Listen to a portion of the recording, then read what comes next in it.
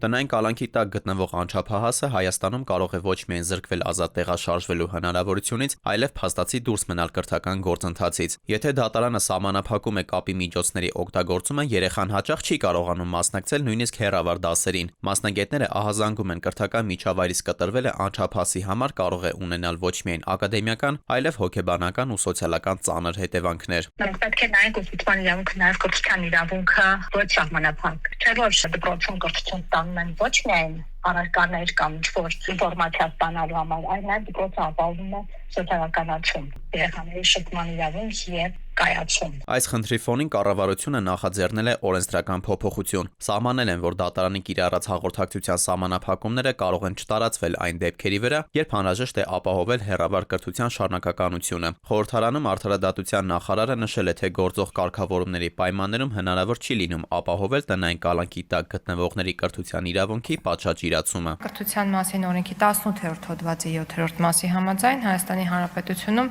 12-ամյա միջնակարգ կրթությունը պարտադիր է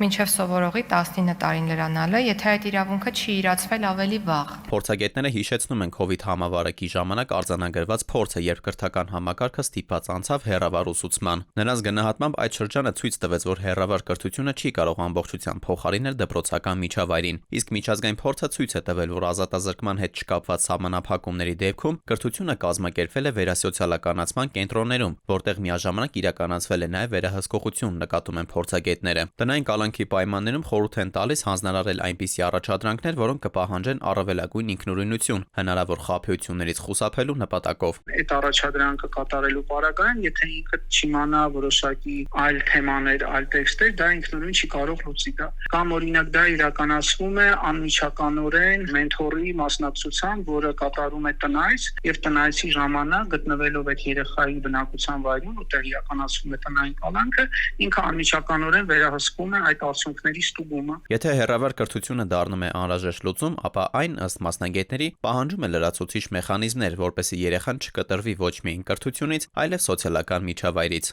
Դավիթ Թադևոսյան, ժամը լրատվական։